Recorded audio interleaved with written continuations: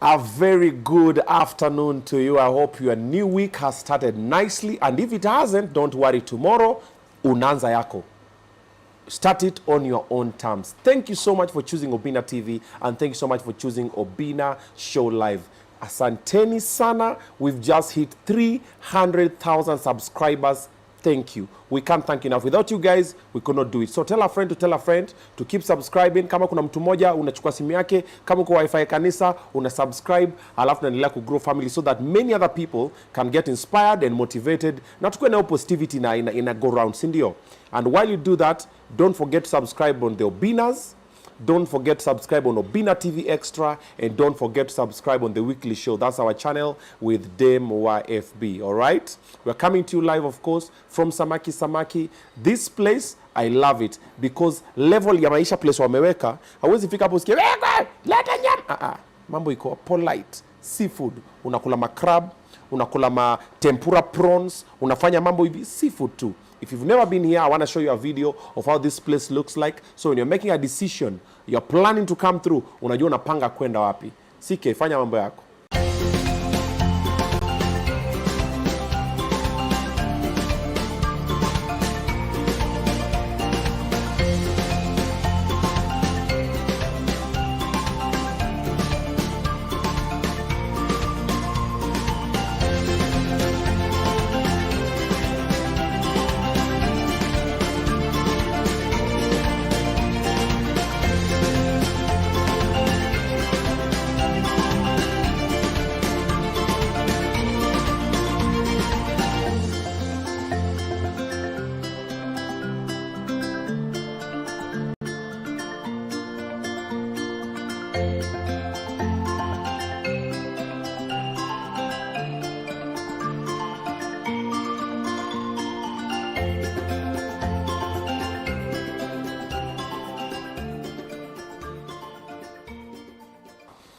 And for this particular episode, I've invited a gentleman who inspires me a lot. His resilience is unmatched. I've been watching him for a long while. Nimeona anakuja nangangana anaset. Mpaka sahi he's a pilot.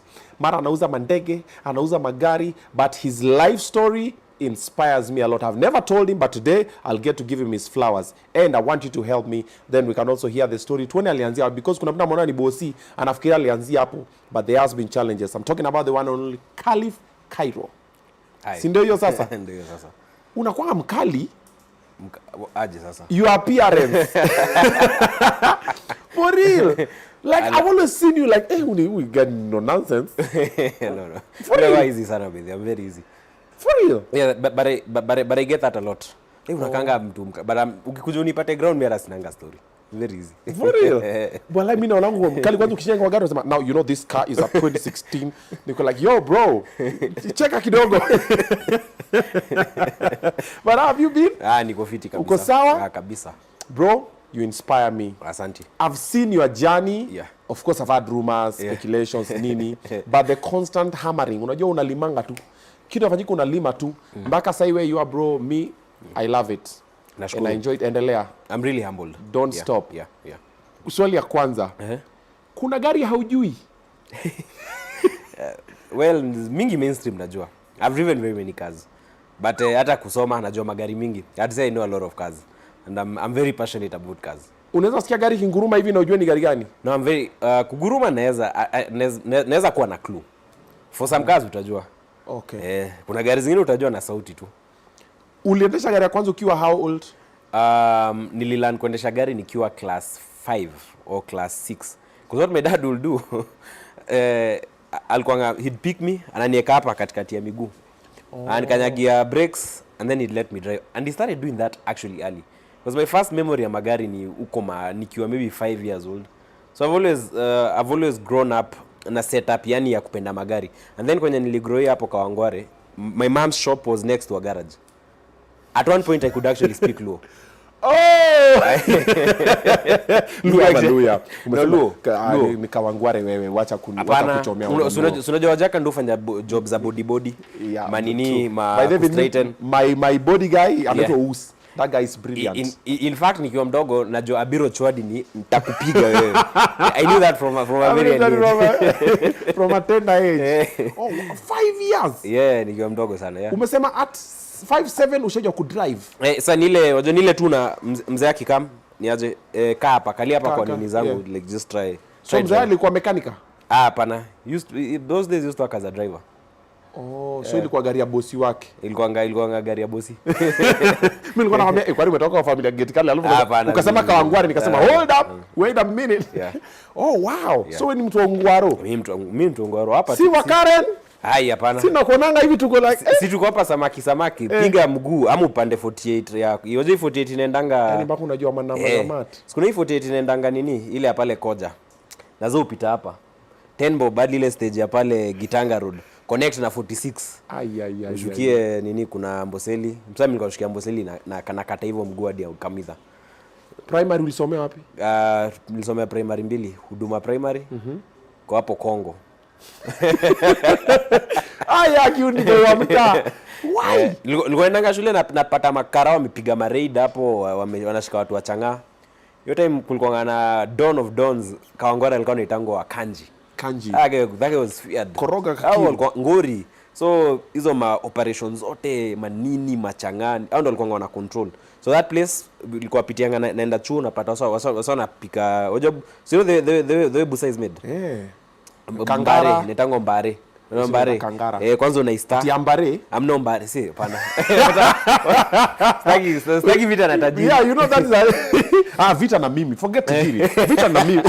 Tajiri ni peaceful. Ni mimi tu. Kuna kitu inaitangwa mbare which you cook and then you ferment it to make busa. Sino kangara. Oh, na kangara pia. Ni kangara unaweza kula kama nini? Yes, that one. Mkate ime. And then now you ferment it to make changa. To make the busa. Hapana busa. Oh, changa is decantation. Oh, okay. Filtration, evaporation. Okay. Now let's move on. I'm curious man. Hizo ni wapi bana? Mabija tusichome kwa sababu tutachoma bana. Uko zile Obinna, how did you sema let's just say pia mimi nilikuwa napita mahali ukaona vile na shule nikaona venye so nipiga Huduma Primary hadi class 6 2008 that time I transferred to another primary school inaitwa World Hope. Iko hapa Kamidha. It's closer to Lavington. Ukaanza kuomokea hapo kidogo ukaona hapana una kuomoka bro. Unajua tu ni shule life. And you know these two schools are supported by missionaries. But the good thing na Kawangware yenye niligrow imekaribiana na Lavi sana. So hautakosa to influence. Utaenda kuchoma movie ukose boy wa Lavi amekuja.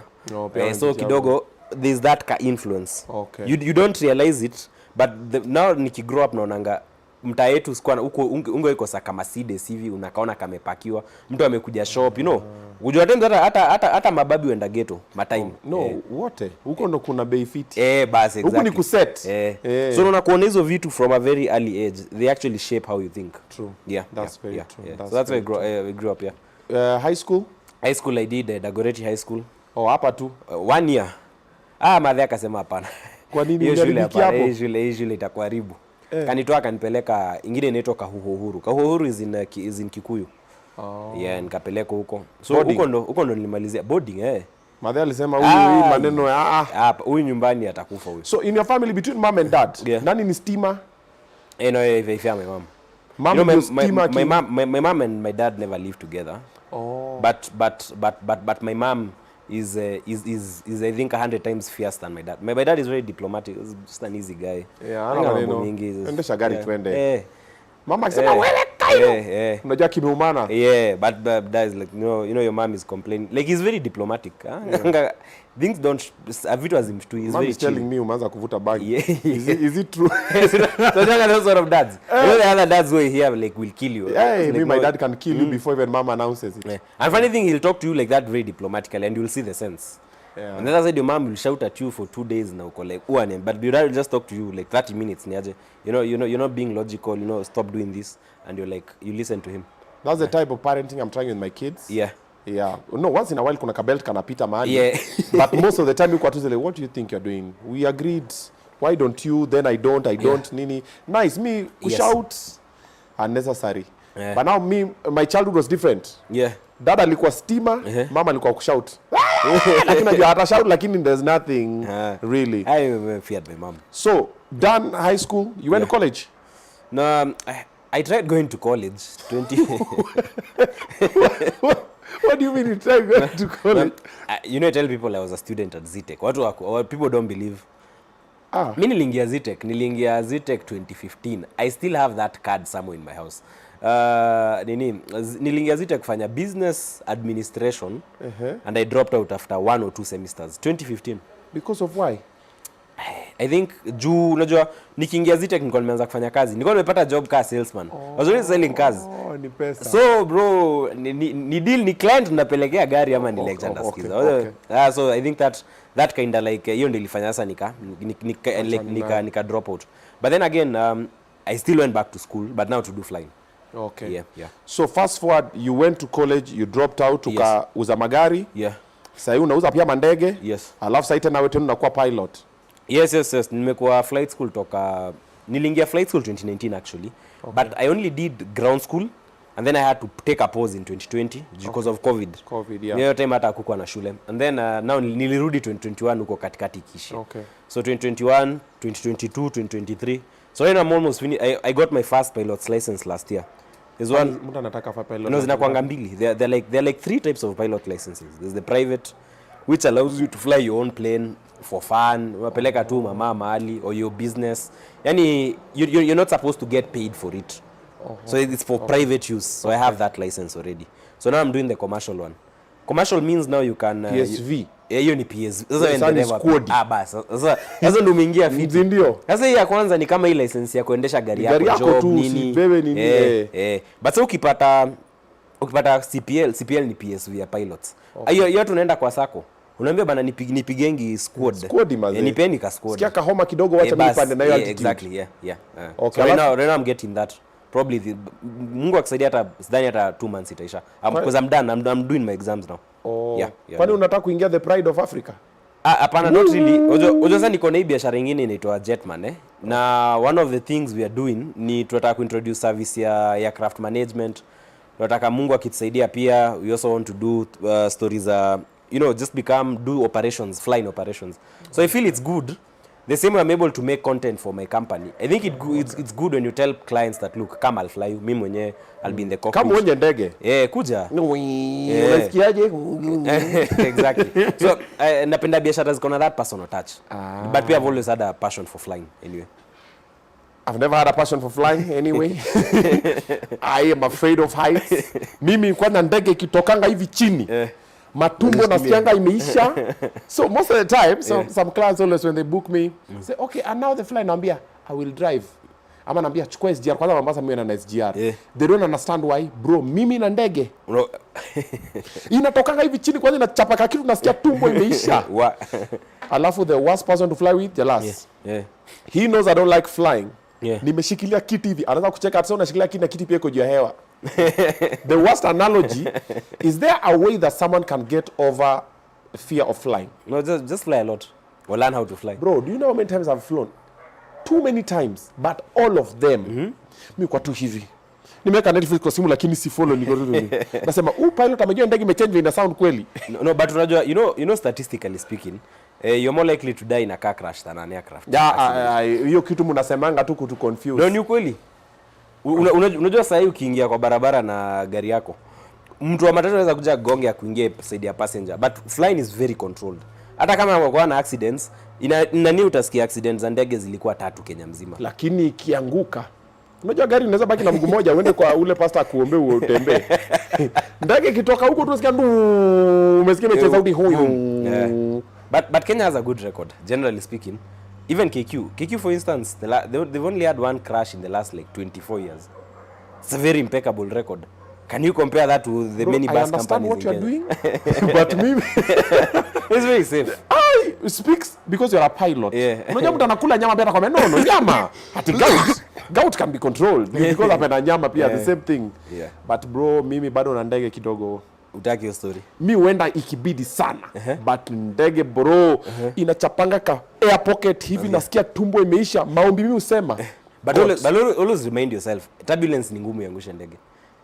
I know bro, nime research hizo zote najuanga, nasema oh that's a air pocket, okay so nini Yes. alafu kakipiga kakona hivi nasema ndege imeinama. Unaangalia chini, unaona ground. Siangaliangi chini juu, mimi na heights. Ni siangaliangi niko tu hapo. Unaangalia But I think your issue is heights. Yes, it's heights na planes. Yeah. Si planes kwani zinacheza kwa ground. So now, umeniambia leo uko na flight after this you're going. Kama say right now it's a training flight Okay. It was supposed to be a cross country flight. Cross country ni face ya training tunaitanga. You just do like Nairobi, Masai Mara, Nairobi, Nanyuki. Hizo tu kugain hours Yeah. But with this sort of weather, I'll just stick to Wilson. So we can do what we call circuits, where you just take off, you land, take off, you land, take off, you land for 1 hour. You make an approach, you land the plane, and then instead of stopping again you take off. Unaokota ukienda. Tena unaokota ukienda. Inafanya ni kaa kukudrill tu. Dondoka ikienda. Basi hivyo. You do that for like 1 hour. Have you ever had a bad day in the office? Yeah, it happens. Huko juu ya hewa ukasikia hii nimeenda. Aiaze engine na I've had once. What happened? It was engine ilikohoa. To this day sijaijua shida ilikuwa nini. Engine ilikohoa. Nikaona hii tukafeel tume lose power. Nikaanza kujiambia this might be the day. I remember I panicked so badly. My spine froze. And the instructor was flying with so I asked him, "Sa utadu?"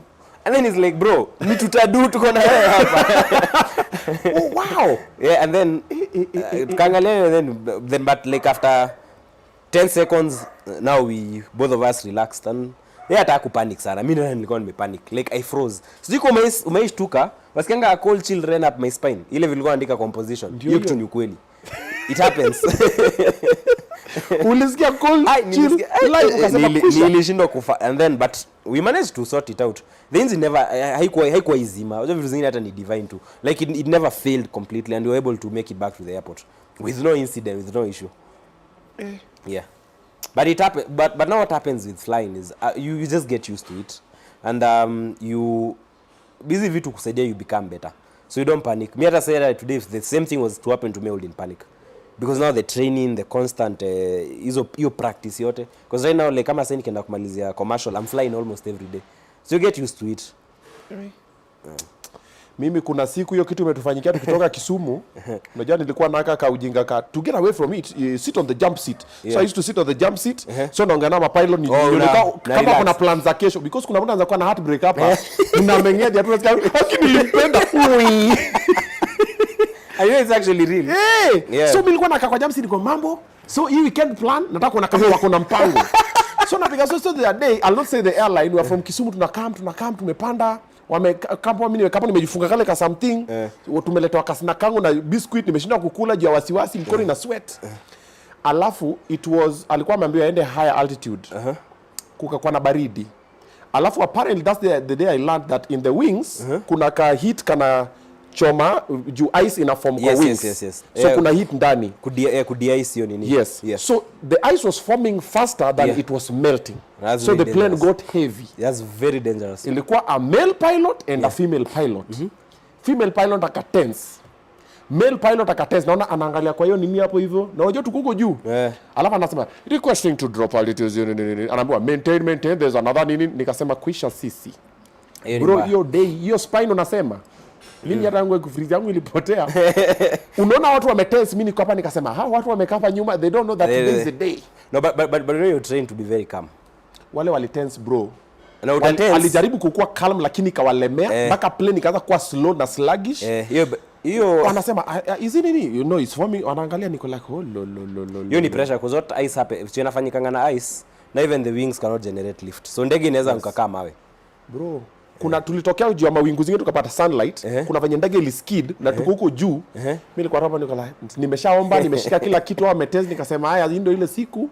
Sasa kwisha mimi but still they were able to land the plane. No, they were talking. Waliongea but kulikuwa na tension kingine hapo. No, tension iko but you see you're trained to much as uko tense then it's okay to be afraid.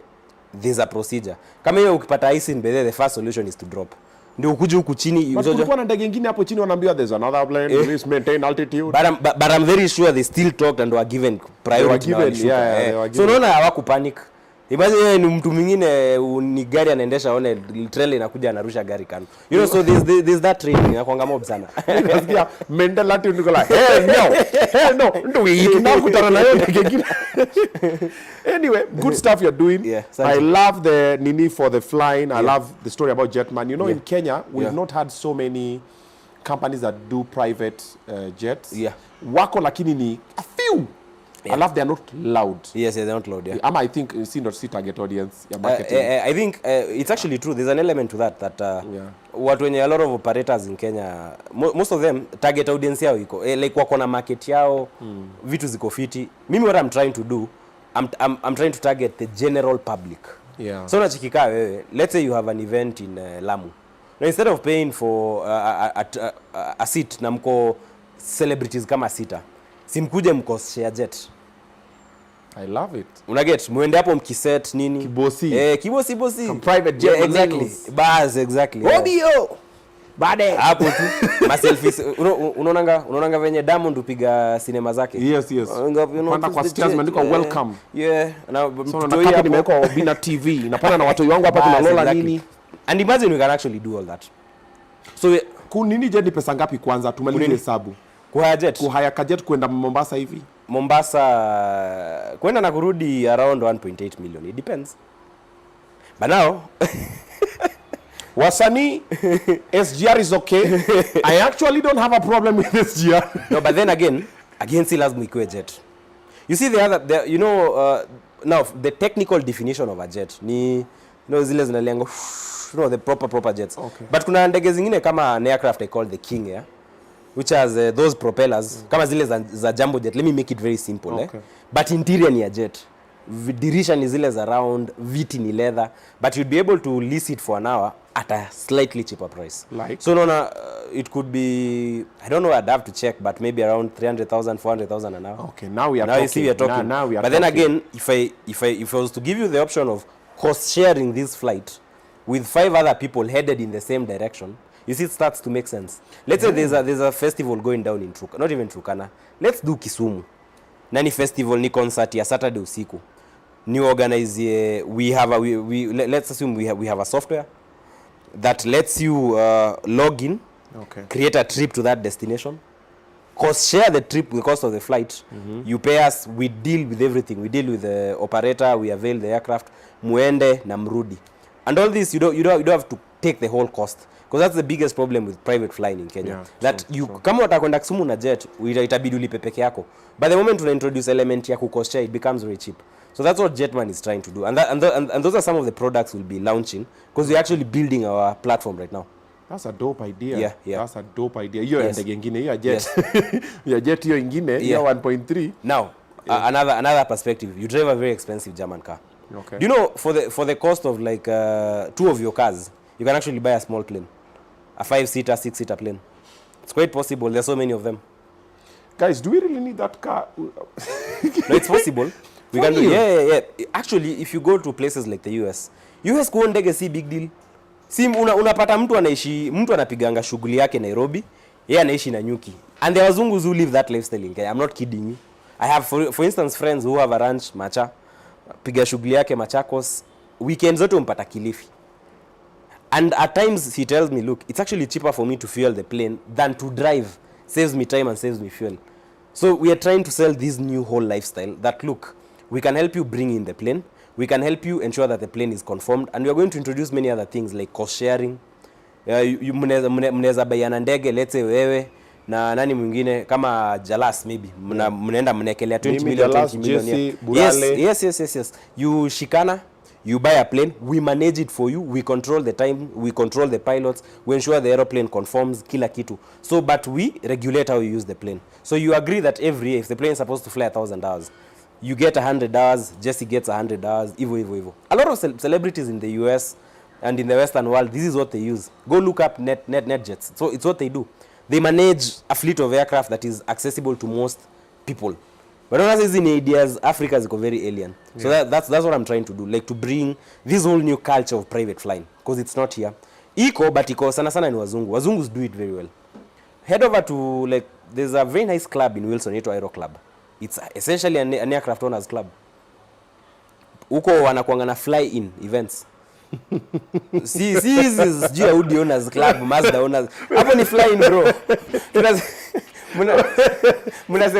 Mnasema next Sunday, sasa next Sunday 10 am, we're going to land in Turkana, ndio location nini, mafuta itakuwa huko kila kitu. And guys just fly in, come chill. Alafu makafo ka 3 hapo, watu wana take off wanaenda home. Fly out. Yeah, fly out.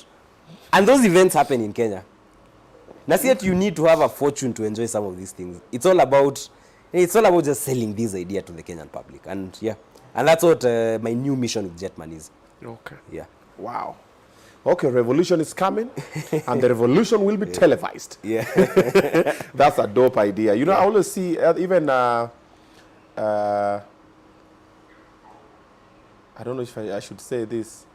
So we see a lot of people even in the States. Yeah. If you're a bunch of friends, Yes. you pull money together. Yeah. You buy high-end cars together. Yes, yes. Then you have days of driving. Yes. Yes. It's the same thing with jets. Yes. Yeah. You're like, leo uko na Range, mimi leo niko na Audi, Yeah. kesho nachukua Range, nini Yes. nini. Yeah. Then now you see ati wacha tu mimi niko na Range na iko na, you can't drive all of them at the same time. There's a way you Na funny thing, culture ya private jet West Africa imeshika sana. Yes. Kenya kidogo ndio Sasa bado. tuna hata private house, yes, tutanini aje. No, lakini pole. You see there's in my own forecast, I think there's a lot of wealth that's going to be generated in this country in the next few years. Yeah. So we're just trying to set the foundation. Sasa nyote mna set na magari. Nyote mko na manyumba. The only other thing mnafaa kununua ni mandege na maboti. Mandege sasa. Naona tunaona Obinna was spotted in headed to Zanzibar in his yacht. You know. Who was he with? Picha inapigwa. Paparazzi. Ndio hiyo sasa wanatafuta na paparazzi huo kidogo. Exactly. Akumbe tu ndemo wa Facebook. Yes, Yeah. exactly. Yeah. Okay. Good. Tafadhali punguza nini moja ISO ya kamera yake. Amejua ama yes. Punguza tu moja, naona nani hapa. And chopper ni pesa ngapi? It depends. A helicopter even from as little as 80 million you can get. Unaita 80 million little. Okay. Pesa iko na madharau. No, you need to look at it from this perspective. Yeah. A helicopter gives you insane freedom. Sura unaweza land anywhere. Like unaweza kuwa nayo hapa. Bora kuna kiwanja hapo muongelesha Kileleshwa Primary School. Vizuri ukuje uland na uongeleshe pia the regulator KCA. Chopo kupatia freedom nyingine insane. So the helicopters are actually very expensive. You can actually get a private jet. I'll use a good example. An old Cessna Citation Bravo, and they're very reliable aeroplanes. For as little as 50-60 million, can get a good jet. But a good helicopter, uko kuanzia 100 million kwenda na juu. They tend to be more expensive. Kama zile za Commando, kama zile za Rambo First Blood. Hizo mahiwi. Yeah, ile una kwa mlango hivi. Oh, yeah. Ukiangalia wa Vietnamese. Hizo mahiwi, I actually see them on the used market, but on $1 million, $2 million, because the price of a plane is determined by very many things. Sika gari ati ni definite. Unaweza pata ndege ya 1980 ama 1985 inauzwa more kuliko ndege ya 2005.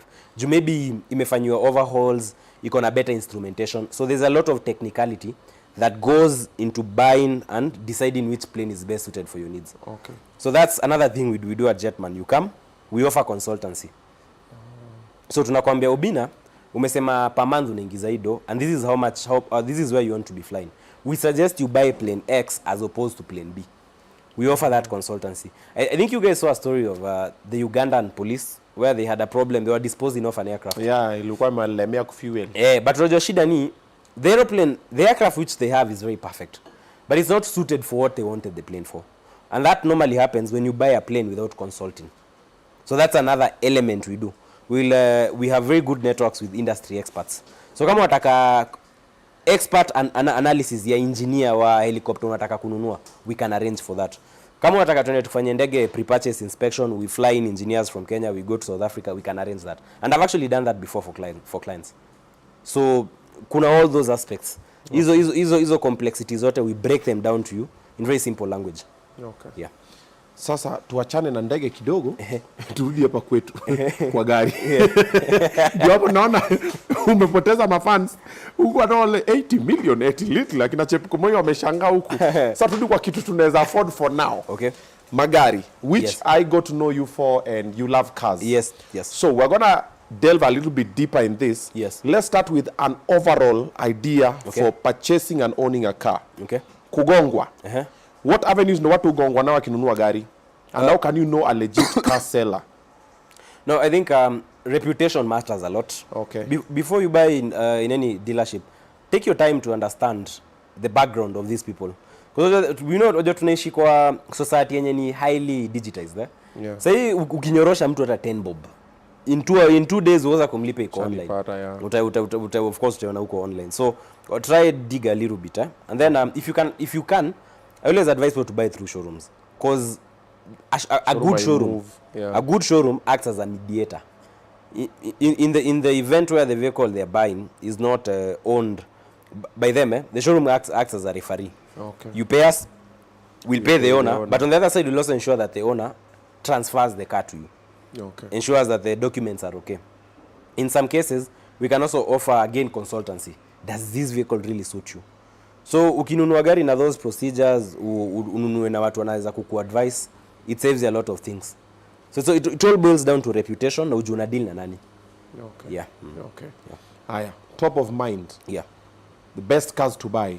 Yeah. For an average person, let's say mtu mwenye labda naishi place kama let's say Eastlands, Thika Road, Mombasa Road, bado hujafika Runda nini, an average person, the best cars to buy, they'll service you longer, they are low maintenance costs and they are classy. Now, the Kenyan car scene right now has evolved. So you can own a lot of cars in Kenya today without a headache. Sika 5 years ago, mechanics hakuna, no. Right now we headed in the right direction, But I think the best way to describe a car owner is not where they live. It's actually who this person is. Do you know cars define your personality? Okay.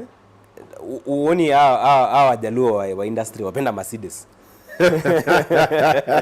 Omera bana what? Yeah. But you know it is what it is. Yes. They like driving Mercedes. You know, but and then again you look a Kikuyu celebrity is more likely to buy a Prado. Mogi yo. Yes. Okay, I got you. But this guy, it's not that he can't afford to maintain a German or he can't afford to maintain a Land Rover. Mentality yake is for him the Prado or a V8 au memaliza raw. You've melted his heart. Because it actually defines his personality yake. But I would normally like to break it down. If you want to buy a vehicle you can enjoy, for let's go with less than 1 million. To assume budget in less than 1 million. Okay. Kama unataka simple point A to B car, you don't want to spend a lot of money on fuel, you don't want to spend a lot of money on maintenance. The Dudu battalion is okay. Demio, Honda Fit, Vitz, all these small cars, Suzuki, nini. Okay. Especially Japanese, they're more or less the same. In terms of maintenance, in terms of spares, hakunanga tofauti kubwa. Hautapata ati sijui shock ya Toyota Vitz ni 1000 zinakuwa much 5000, ingine sijui ni 15000, ni moja ni 5000, nyingine ni 6000, nyingine ni 4000. So they're always in the same margin. But if you want something sporty, unapenda mbio na but utaki gari pia maintenance high, but mind mafuta, Makex wa gari perfect sana. Haya, kama unataka gari stylish, unataka gari performance, unataka sijui safety, unataka class, you can go for a Volkswagen Golf. Kama unapenda kuharibu, wewe ni mtu wa sherehe nini, of course hiyo ni Subaru. So there's always kingia kujue. Na pia watu wa Makex wameanza hiyo tabia. I see them in town. Kina Musili. Musili yake ni special. Musili is a special edition, but the rest of them na mata au patana kwa barabara you go to ICU juu ya macho. Uoni wanakuweka LED hivi juu. Yeah. So those are some of the ideal cars. So you see it all boils down to your personality. Okay. No issues, simple person, go for the Dudu battalion. Performance but unagopa maintenance, Crown Makex. I've gotten a Makex. I've just got a Makex. And because I wanted a Crown. Yeah. But I've had a Mark II before. So I wanted something different for polite. But I've always loved the nini ya Makex. Hiyo zigzag.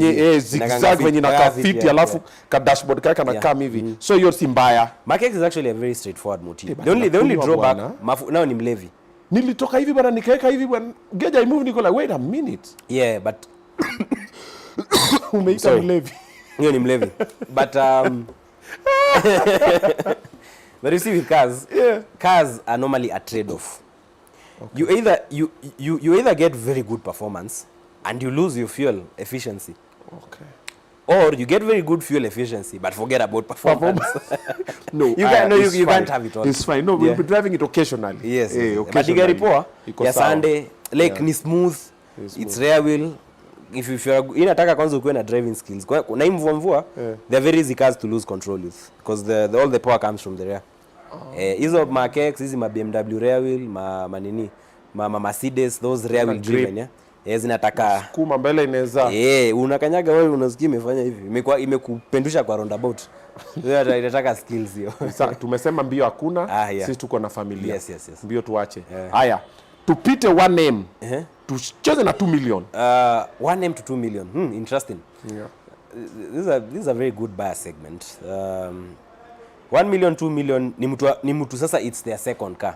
So assumption na second car ni umezoea gari, umejua story ya mafuta, umeacha uoga. Now hapa unaweza pata there are very many good deals because now you can ideally go for a vehicle that has never been driven in Kenya. Hapo ndio unaingia na kiburi hiyo segment. Unasema mimi sitaendesha gari imeshikwa na mtu Kenya. I'm not sharing seats with anybody. Foreign owned. Yeah, locally used. Yeah. One of the best sellers kwa hiyo category, Mazda Axela. They make nice cars. Yeah, the Axela is Mazda. Mazda makes zinakuwa shape fit lakini no they are good cars. Nilikuwa nikiziangalia zile za no they are very good cars. CX5 imekula watu sana kwanza CX5 ya diesel it was the first generation. You see some of these stories ni kama Zinda tumia example gani? Ni kama ule tumia example. Ni kama ule demo wa estate yenu akiwa high school alikuwa anaharibu. And then akaingia campus akakuwa mtu mzuri. So bado sifa za kitambo bado huyu ni mbaya huyu. Lakini unaona ali change. So Mazda CX5 same story. Like the first generations ones zilikuwa na bit of problems with the overheating, but Mazda corrected it in 2014 2015. So zenye unaona kwa barabara zikikuja kama foreign use don't have the overheating problem. So say Mazda CX5 iko sawa. They're very good. Yeah, they're good cars and they're selling. I think the CX5 is one of our best selling SUVs pale Kai and Karo. The new shape. Kuna new shape and the shape zote mbili. Hiyo kwanza ni moto. That's also a hot seller. But hizo ni gari za 3 million and above. But 2 million kwenda chini to 1 million. Axela is good. Axela, if you like German, the Volkswagen Golf or the Audi A3, but Audi A3 is more expensive. But you can still get a fairly used one engine inatumika sana. Wewe mtu alinunua akapata pressure anataka kuuza.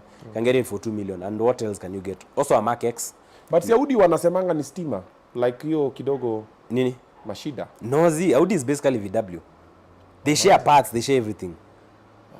So literally too. Yes, ni story. Na ukiangalia kwa streets, you'll see a lot of Q5s especially. A5 ziko zimejaa huku kila mahali.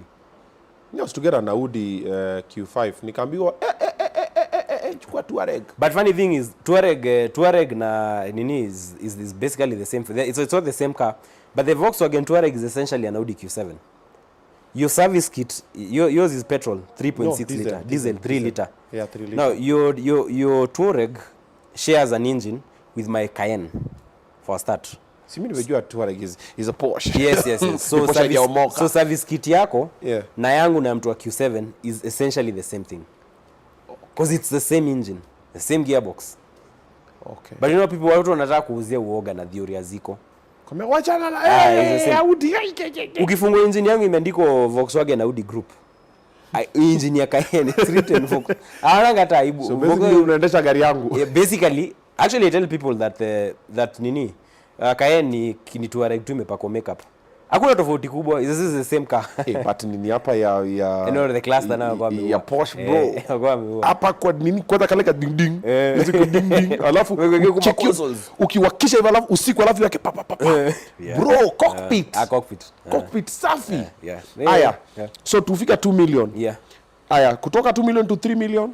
Tuseme 2 million to 4 million. Sasa now that is SUV battalion. Huko ni ma SUV. Mazda CX5 new shape, Toyota Harrier, Audi Q5, BMW X3. Now at this point we assume that any user, for new users, they don't want to stick to the Mazda team, Toyota team, but we also see an influx of buyers, especially young money people, who will buy hatchbacks for 4 million. Talking about the Golf R, talking about the Audi S3. These are dudus, ni dudu ya group of schools inakuchafua mbaya sana. yani ni dudu nao sana ni hao vijana wa tech, you know, us we are coding bro nini to forex yeah. So that category inakuanga very diverse. For the young money, they'll go for the small hatchbacks, they'll go for the Audis, for the sedans, hizo slick hizo.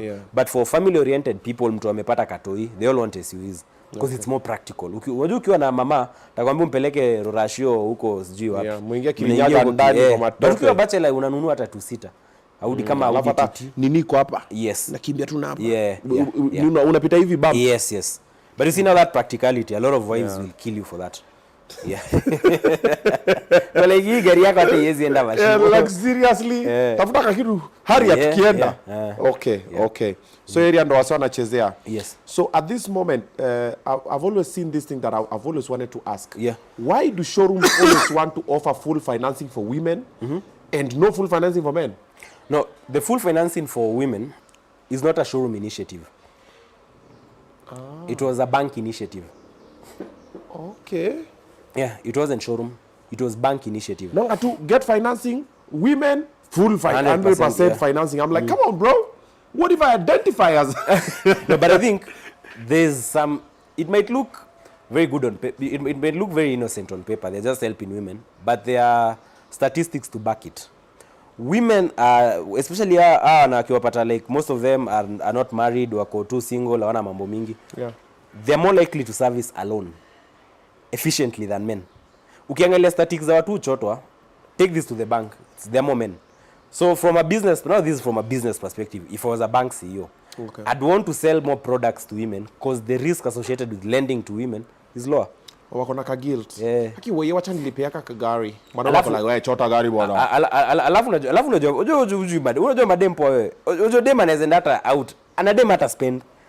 Yule dem anaweza tu apata tu maboti. Mbona sema anaweza? Sema madem wanaenda out. Dem anaweza mahali. like women, you know, kwa sababu the way unajua sawa wanaume si we providers Hakuna venye ukiwa gentleman utaenda mahali upate ati menda ombe dem alipe bill. So dem akiingiza 100k yake na unaingiza 100k, dem ni ngumu, dem pesa yake ataiplay 200k sasa. Bro, dem ata manage dem si lazima impress watu, sijui ku flash nini. Si lazima yeye ule mbaya. Dem tu anakaa tu na maintain, tu anafanya nails, ananua ka wig yake kafiti. So wapatanga na hizo society tunaishi bedhe, women are actually more financially empowered than men. More work. Yes. Oh my God, tupige ka kitu. Yeah. And then there's also the element of generally speaking, I also think women are more careful with money, if you ask me.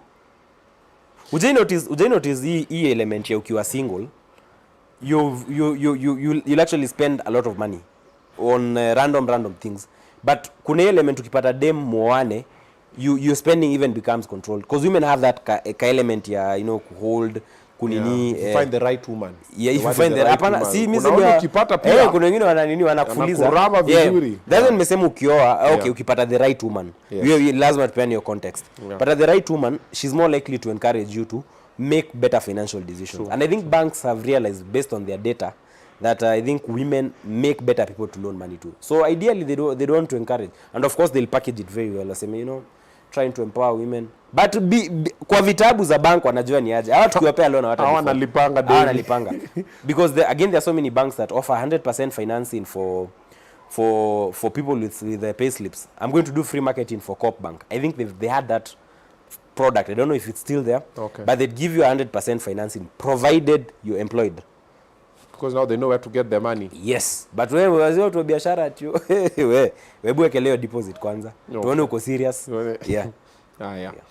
So before we move away from the car conversation, leteni hizo maswali mnauliza hizo magari. Labda you want to buy a car, you want to find out something about it. Kuna mtu alikuwa ameuliza hapa story ya Defender. We want to talk about that one as well. But remember we just hit 300,000 subscribers. Asanteni sana. I can't thank you enough. If you're watching this live and you haven't subscribed, we have about 1.7 thousand people watching now. If you have not subscribed, kindly do so. And we can do it together now. In 3, 2, 1. Just tap. Asante. You see, did you die? Very simple. Just subscribe. Ukisubscribe, you don't tap the screen yetu ya live. YouTube inanga gifta. Yo gift yako nakuomba tu ni kutap on the screen. Alafu ya kuna namba iko hapo. Naweza tuma lunch. Usikue mstingi, tuma ka 50. Nini tukule ka nini hapa. Defender. How is it? The old one or the new one? You know there's a new one. The new one I think speaks for itself. The new, yeah, but but you know, but the old one ni chuma. The old one ni chuma pia. The old one ni hizo ndo zitakuwa breakdown by the way. Those guys don't die. By the why all breakdowns old? I've never just seen a slay queen ka breakdown ka breakdown wa kazi nafanyanga bana. Imeendea sijui wapi, mtu anachotwa, imetumwa, inalala kando ya police station the whole day, inachomwa na jua. Inakaa kwa round about na baridi, inachomwa. Breakdown zote zinakaa tu hii. Hiyo kana breakdown zote ni zura mbaya. Those guys, hizo gari I think ilikuwa tu wanaenda factory, wanaisha tu mabati, wanakata, wanagongelea misumari. Those guys are tough, yeah. They are tough. Yeah. So not necessarily safe but very tough, yeah. Anasema Mazda CX-9. The CX-9 is not very common in Kenya, but it's a full size sedan, it's like a full size SUV. Yeah, Mazda. In plain terms ni kama Prado ya Mazda. I've never gotten the chance to drive one, so I can't really talk much about it. Okay. But based on the reviews na online, si gari mbaya, but si common Kenya. You know, unajua gari unless ikuje Kenya tuone watu wanaiendesha. Maybe hata sisi tuzidrive tujue mashida ziko wapi. It's very hard to give a verdict on a car. That's why I tell people, don't say Audis are bad if you don't have experience with owning, selling, or even knowing watu kama watatu hivi wameuza. There are people who mistreat cars and then say gari inakuwa mbaya na upelekangi gari service. No. We have such friends. Gari nani kichwa. Uli service gari last one, You know, mpaka engine ina knock. Yeah, ama imewasha check engine. Gari nakwambia tu niaje bro. Ingia kuna kakitu tu. Mara hiyo brand kitu ka 10,000. Wasema acha nisukume mmoja. Kanaendanga tu. Kuna wasio kwa when I get in a cab. Yeah. Unaingia hivi kwa cab. Unasikia ball joints, unasikia sijui nini, unaambiwa use bro, hii gari inafanya change hiyo manini. Gari ndio imetisha. Na nakwambia no itaenda na ifike. Yeah. Aya, question that I also want to kuendesha gari kama haina mafuta inakuwa ni shida. Yeah, it's bad for your fuel pump. That's one thing I know. Because I don't know the sort of type of fuel pumps. Okay, there are very many types of fuel pumps, Okay. But how I know the working mechanism for many is that for some cars, your mechanism ya fuel pump, it's cooled by the fuel itself. That's number one. So kama gari na mafuta enough na inashinda ikiflame out, you're going to damage the pump. Another thing is kama mafuta imejaa kwa tank, the pump does not have to work with so much force because there's that pressure from the tank itself. But unachezea tu gari huko chini huko so mbili. Sasa weka 150. So imagine pump ni mdomo wangu. Najaribu nikaa kuvuta soda huko chini. Inashinda kufanya hivyo. Makes a lot of sense. Yes. Oh wow. There's actually a Mercedes that has that problem. Ukiweka mafuta kidogo. Mercedes C200 the W203 version. Hizi zinakuwa tu machoto around tumeshikana. Hiyo Mercedes the fuel ukichezea reserve sana inauanga fuel pump easily. I remember time nilikuanga broker. Hii Kilimani nimebroka magari. Those days nilikuwa kwa gari na client wao naonyesha mtu na weki mafuta and I had 2 cases of where the fuel pump failed on me. Wow. So nikakuja kuconnect that the fuel pumps will fail more likely kama unacheza na mafuta low. So bekanga gari full tank. Wacha gari fry. No, the mentality that people have is naika tu kidogo and they don't know hata ukiweka kidogo bado utaweka. So you can still just put it all and then what's the mentality for I can't say my age. But whether you say it or you don't say it, it's still your age. Yes. So weka gari mafuta, wacha gari enjoy. Okay. Kuna kaka Volvo niliona mlipost a while ago wakana nimaliza sana. The SUV. The SUV the CX-9 ni CX-90 ama something. Ni XC90 XC60 that one. Yeah. Ikoaje? Those are good cars. Volvo makes very solid cars. You know that's Sweden, Okay. Sweden used to make fighter jets. They make cruise missiles. They ni nchi kona technology. They have a company called Saab that makes aircraft. So technology of Sweden inakuanga fiti sana. And Volvo for the longest time, the XC90 was one of it was marketed as the safest SUV in the world. I don't know if they still hold the you know that title. Yeah. But another thing I know about Volvo is they invented the 3-point safety belt and made it free for all car manufacturers. The what? You know nangi belt yenye tunavanga hii 3-point yenye iko na hapa na hapa. So you know venye belt inaingianga 1 2 3. Yeah. The design was done by Volvo apparently. Kitambo belt ilikuanga hapa tu unapata accident inakaa itakata mara mbili. So the story goes that Volvo invented that belt and made it free for all car manufacturers to use. They did not patent the design. So everybody now can use it. Wow. Which is a good thing. So wapatanga they make very, yani wanakuanga hao ni watu wanapenda safety. Ukiingia gari za Volvo hazitakosa kama hizi ma technologies za pedestrian, ikinotice mtu anapita ina brake on its own. They are very safe. Hata ukiangalia design ya kiti is very different from other manufacturers. So forte yao sana sana ni safety. Okay. Yeah. Si kama Probox au ni deathbed. Probox nifanye kazi yote. Yo Probox in Japan ndio inatumika kama van. But ukiona Probox Japan ni gari decent bro. Ukiona imepakiwa Japan mali. Because I've been to Japan hapo ndio Probox inakaa fiti. Haina mambo, gari decent. Wacha ikuje huku use. Ipelekwe amuko Yugis. Yende kufanyisha kazi mbaya. Yeah. Kuna mtu hapa anauliza VW, Passat, Golf, GTI, which one is better? The fastest VW if you want speed is the Golf R, followed by the GTI. Golf? R. R. There's the Golf R and there's the Golf GTI. Okay. The Golf R makes 300 HP.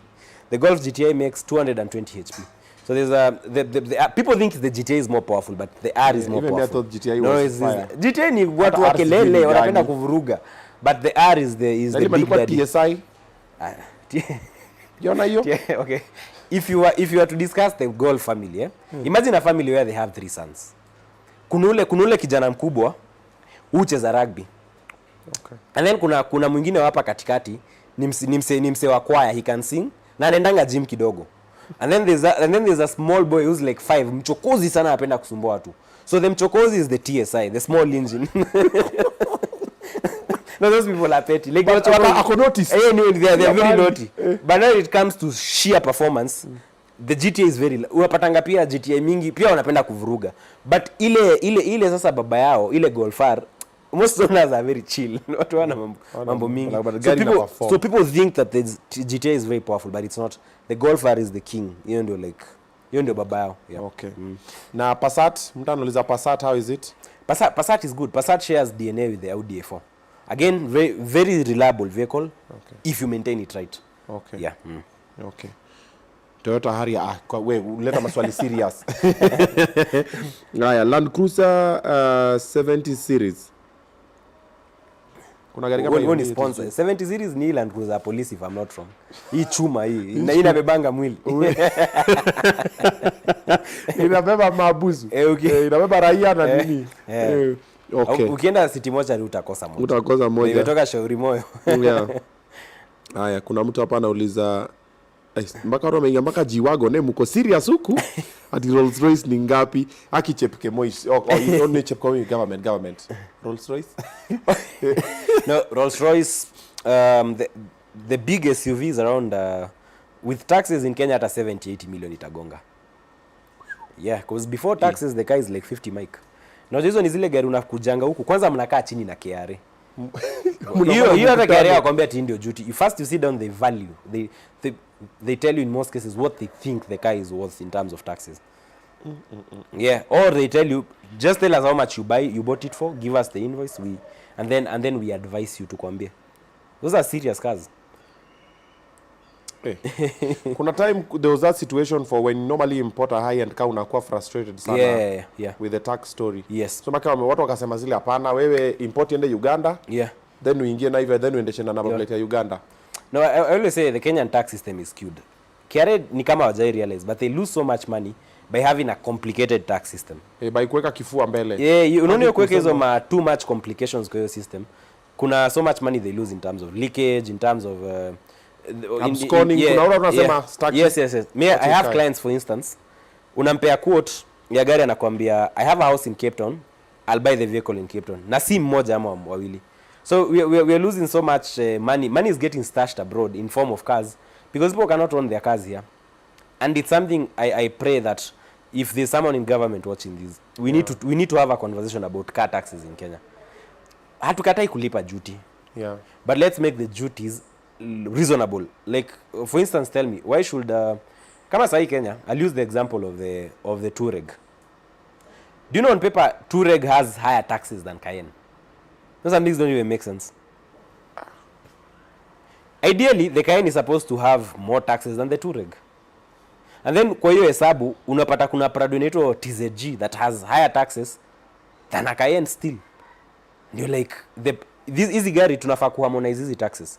So you need to have a conversation where the government comes up with a system which harmonizes the car taxes. We agree, if you bring an SUV in tier 1 category, tunafaa kulipa this duty. Ukileta gari tunaweza ita dudu category, tier 1A, unajua get hizo description maybe ni gari inabeba watu 5 less than 1300cc. This is the duty across the line. That way watu wataacha kuleta magari because what now KRA does, KRA wakiona mmeleta gari sana, they wanaanzanga kutarget hiyo gari or they raise the taxes. So the effect it has on business is we stop bringing the car. And also gari does not make money. Yes, so they both lose, we lose. So unapata times, ama unapata kama nakumbuka at one point, let me give you a very good example. One of the reasons why Audi became very popular is because Mercedes has very high taxes than your average Audi car. Oh wow. Yeah. So unapata E-Class duty is 1.6. Q5 which is an SUV and a superior car duty is 1 million. Now as an importer ni gari gani utakuja kulalisha showroom? Of course utaangalia hii E-Class nikileta na I need to raise a lot of money for duty. But hii Q5 is in the same class. So let me bring the Q5. Let me deny the government this revenue. Mimi nipate place ya kutengeneza faida. But you see if they sat down with us dealers or other stakeholders, we agree to say let's create these tires, let's have a standardized duty regime, let's have good dispute solving mechanisms, they would collect a lot of money. Haya, umejiuliza kwa nini Kenya hakunanga Ferrari kwa barabara na Lamborghini, Dodge, hakuna Mustang? Yes None. Umejiuliza kwa nini? 2 3. It has got everything to do with the taxes, because Kenyans can afford to drive Porsche 911s. Hii Porsche hii premium hii 2-seater. Yeah. But kuna gari wajaribu kuleta huko hata kina Huracan. Usidanganywe ati barabara zetu ni mbaya. Lamborghinis can drive on these roads. Sijasema iende sio Kimau ama wapi. But within Kilimani, Westi, we should be seeing a lot of Lamborghinis with the sort of money coming into Nairobi. Given all these Chinese building these houses, there's a lot of wealth in this country. But the reason people are not bringing these cars is because the tax regime is just ridiculous. Imagine ununue Lamborghini 40 million. And then they tell you, you have to pay taxes of 20 million. Dubai on the other side, they'll tell you import a Lamborghini worth 40 million. Tax rate at Dubai is less than 10% or less than 20% last time I checked. So unaona hatuwezi compete. So unapata Kenya si wote tukipata pesa ni LX570, Toyota Prado, V8, Kenya uniform. But not because these people cannot afford nicer cars. Oh wow. Yeah. It's simply because the tax policies in place don't encourage the diversification of the industry. The last concern inakuanga story inaitwa punishing importation of newer cars. Now I understand the logic behind this is to promote local manufacturing. But I'll tell you for a fact, the fact that for the last 10-20 years, used car dealers still control 80% of the Kenyan market. The government needs to change tact. Yeah. You cannot say I pay small tax for a car worth 8 years old and nikileta gari ya 1 year old you overtax me. It doesn't make sense. It actually makes sense to subsidize newer cars. Just nikwambie to Obinna. Sasa mimi nikianza kuleta maposha za 2021 Kenya, we will have to develop the technology to fix those cars. Mechanics itabidi wame style up and we will retrain that technology here. But the moment we keep bringing these 8-year-old cars, first they pollute the environment more. Second thing, technology yetu Kenya hata ma mechanic wengi ukiwapelekea hizi gari za 2023 they can't fix. But imagine if you had a taxation policy that stops protecting some dealers, guys who sell brand new cars at the expense of us. I think they will actually be more positive feel in the economy and you will see a lot of brand new cars driving around. Na Kenya inaweza kuwa nchi zingine, these countries you go to around the world unapata kuna dealership car 10 zinauza Mercedes brand new. It's supposed to be like that. But now the taxation policies that are in Kenya are very elitist. And this government needs to look at that. Yeah. I hope wanasikia masikio ambiwi sikiza na mwenye macho ambiwi tazama. This is mini kitu nimesema by the way at my personal capacity. No, but I will need a lobby. Thinking about it. Yes. Like why do we have such high taxes and everything? Yes. Is that why South Sudan has very ukiona magari za South Sudan bro wakiendesha hapo kwa like wait a minute. Yes. Our tax rate yao? No, tax rate ya South Sudan is very low. It's very very low. They have some huge cars. Yeah. Wako na magari fiti. But unaona hata I'm not even saying that to lipe low. Make it reasonable to interpret the taxation system, number one. Okay. And number two, stop punishing people who bring newer cars. Okay. Yeah, at the expense, because the reason these people are punished is to protect local assemblers. But I'll tell you for a fact, you can't force people to drive 2 or 3, 4 models. People drive what they want. Give people options. At the end of the day, the economy still wins. Due to kikuwa na showroom, like Nairobi side, there's so many showrooms everywhere. Now imagine if all these showrooms were selling newer cars, the sort of technology we'd retain in Kenya. Tutenda hivyo kidogo, Mercedes wananiaje, hey, at this point we even need to set up in Kenya. Due to mwana wa Kenya wana import hizi gari zikiwa 2021, 2022, means they can buy brand new. True. Yeah. True. Na mtu pia amemalizwa venye pia amemaliza hapa na Kenya uniform. Umesema Kenya uniform ni gani?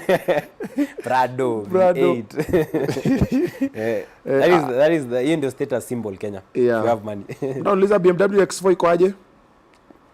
Perfect car. Again, you know, one thing people don't realize with a lot of modern cars, one platform can be used across 10 models. Kama X4 is the same platform like in a BMW 5 Series, BMW 4 Series, the same way nimekwambia hii Touareg yako, Bentley Bentayga, Porsche Cayenne, Audi Q7 is the same platform. So I'm driving a Bentley, bro. Yeah. Actually ukinini, there are so many components on your car that again would work on the Bentley Bentayga. At the basic framework, what we call the platform, ile basic framework hiyo gari, they share. And manufacturers do this to save on cost.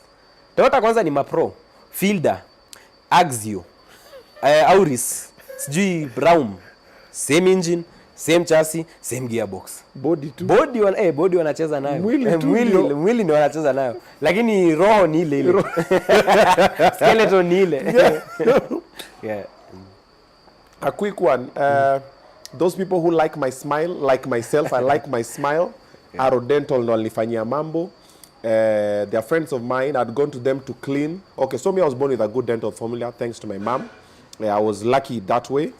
And sasa huku ndani unajua ukigrow shago, kuna mnyungu ndani na kuanga nyeusi jumekula majani, too much greens, nini managu, maembe, nini mapera. So I went there wakafungua, walipata huku ndani kama, you guys saw the video, I posted it. So if you want anything to do with your dental formula, uko na kashida kameno nini, go to Aro Dental, they're in town, Pension Towers. I think it's 2nd floor. Their number is on the screen. They will really help you to come and sort anything to do with any dental situation that you have. Tumemaliza hapa maswali za magari. Juko sasa wasa wanauliza sasa vitu normal ati Honda Fit, Nissan Note, nini. No, waambie waingie kaiandkaro.com. Ingia kaiandkaro.com. All specs na kila kitu. Yes. I love what you guys do in the digital space. Okay, so I've been shopping for a Range Rover. The reason why I haven't bought the Mark Express, haikutosha. Nikasema nakula hii pesa. Weka mahali. So I'm like wekelea hapa kwanza alafu utapiga hesabu. Yeah. But when I started searching for Range Rovers, somehow nikenanga tu online hivi. Napanga tu Kai and Karo. Kai and Karo, kwani hii ndio page peke yake yenye inafanya nini? Mnapelekana Kai and Karo magari affordable. Kai and Karo magari affordable. Alafu za Kai and Karo kwanga tu ati mnaandikanga this normally your caption. So you put the nini of the car, specs nini. Alafu naika total landing cost plus our taxes and commission. Yes. Yeah. Total niko like si mbaya. I've seen, okay, this is the last question I'm asking about the cars because I am biased like that. Yeah. I've seen kuna Range Rover niliona jana autobiography ati 8 million. Yeah. Je sasa. No, we can't. You see, if you import a car... No, hiyo sikuona kwa page yenyu. Niona kwa page fulani hapo, autobiography ya 8 million. Bei za Range Rover kwanza size imeshuka. You know what happens with cars? Every time new model inatokea kwa market, inauanga bei ya nini? Bei ya the previous model. So when you see the current generation of the Range Rover has only been in the market for 1 year. The previous generation ran for almost 10 years. So as of let's say 2 years ago, ungekuwa na Range Rover Vogue yenye inakuanga common sana, you still had the latest version. Yeah. But when impi ilitokea imefanya bei ya the older one ikani. So a lot of people are letting go of them. So in the UK we are seeing a situation where the market is flooded with Range Rovers. So there are quite a number of them. So that definitely affects the price. So Simbaya, you can get an autobiography with 8 million. Well, yeah, utawai. You'll get. Autobiography? Wait. Tumesema goja. Sport ama Vogue? See, no, Range Rover Vogue autobiography. What kind of sport? The catch could be with the car itself. What I know about the autobiography, it has high taxes. Yeah, that's the taxes is like could be around 3 to 4 million. Meaning because we have autobiography made 13, 12. 13, 12. 13? It depends. It also depends with the engine. Is it the 4.4 liter V8? No, kuna 4.4 niliona. 4.4 liter ni ya babas. Si ndo niliona nikasema I know why. Babazu. But hii 3 liter kwangi expire. You can. Size imeshuka bei sana bei. Range Rover sasa have actually dropped. We have seen crazy prices. Sai hata si ngumu cause parts za Range Rover squeeze utapata. Ziko mingi. Okay. Si kama unajua kama mlikuwa mnanyoroshwa proper. But nowadays there's so many garages doing Range Rover. There's so many shipping parts from Dubai. So the market is flooded, and market flooding with products is always good for the consumer. It hurts the sellers like us, but consumers wanakuanga mafutani because they have variety. Okay. Yeah. All right. Sasa tumemaliza hiyo story ya manini. Yeah. Ati importing cars from Japan by yourself. So all these other questions that you have about the cars, go to Kai and Karo .com. Yeah. All of them. Unamta hapa anauliza una charge dongapi consultation nini, atawambia zote. Yeah, okay. Yeah, that is what he does basically. Yeah, he sells cars, he breathes cars, he lives cars, he sleeps cars, eats, drinks cars. Sasa ameongeza jet juu yake. So get over there, all the questions before ununue any car, consult with him. Yeah. All right? There's a time you had a showroom, nikasikia ulinyang'anywa showroom yako. Yeah. No, with your partners. Okay, your story says ongea sana jikokoti. Bado iko koti. Bado iko koti. Okay. Tuangangana huko. Ni mimi ndio nilipeleka koti but anyway. This is what I had. So because mimi siko koti, so wacha tu nikwambie utanod ama utawink. Yeah. We knew about Cairo imports. Yeah. It was you came from nowhere, then you took over. Yeah. Ukabuild and then kidogo pop. Yeah. Tukasikia so apparently ulikuwa umepartner na watu, ikafika mahali wakakwambia kijana kidogo kanyaga. Yeah. Alafu ndo so ukatoka ukakamna Kai and Karo. Yeah. So ukawaachia hiyo jina Cairo Imports. Yes. But Cairo is your name. Yeah, Kairo is my name. So yeah, that actually summarizes it. And I literally had to leave it behind. Hiyo by then niliacha roho safi. I hold no grudges towards them and I just left it alone. Okay. And I decided to start afresh, and God has been so grateful. The success I've gotten with the new company, I honestly never in my wildest dreams would I think we'd get here so quickly. Hata tujafikisha 2 years we're on our that branch. Kiambu Road now, we have Westlands. Westlands does exclusively international sales. These are garis are UK, Japan. Okay. And then we have a branch in Diamond Plaza. I saw you. Hiyo ndio tutakuwa tunarusha hizo magari high ends ziko Kenya. So like we are like ile rate Mungu anatupeleka nayo. I just thank God for everything that happened, because looking back now, it had to happen for me to grow my own wings. That's true. Run my own show. That's true. And even grow in terms of faith, and hata kimaisha nimelearn vitu mingi, and it's made me a better person overall. Yeah. They always say that you pass through something and then it opens something else. Yes. But usipoiona utafikiria hapa ndo mwisho. Like time wakikufukuza kampuni ulisikiaje? Let me tell you one thing. I have never been humiliated like that in my whole life. Hata Mungu anafanyanga vitu vizuri juu ilinipata nikiwa Japan. Ilinipata na siku wa Kenya, nilikuwa nimeenda Japan ku negotiate other deals.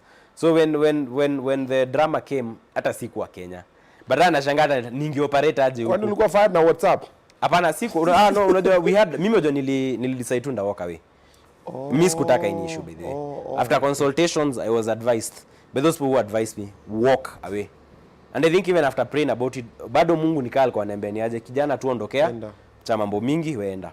So when the news broke, when I said that I had resigned because I had to do other things, because a lot of guys were still calling me ni aje nini, but then afika mali bro. So a lot of people still think uko huko na uyuko. Yeah. Sijui kwa nielewa. So the right thing for me was just to do the presser, just say I'm not there. And then the presser elicited another presser from them, which now like blew the entire thing. Yeah, ile sa ku-prove point. Ile sa ku-prove point, unaona. So when that story blew sasa, and then now people start speculating. Kumbe umse hata ananga kitu. Umse hata kumbe hata kuna kitu. You know, jamaa amewekwa na nini? Umse amewekwa, and such sentiments can hurt you, especially if you've worked very hard. True. You've forgone so many things. Yani umeachilia vitu zako for the ideal of a united future where everybody is making money, and then somewhere along the way objectives are to change, which is normal. People change along the way. So it really hurt me, to put it in not other words. But what made me go through that, wacha tu niseme ni Mungu. Bedeka si Mungu miss Obinna what I'd have done. But hiyo tu kujua tu ni aje Mungu ako na mimi, it had to happen. Kidogo nilijipata by then me move on. Mungu akasaidia Kai and Karo ikaanza kuamka pole.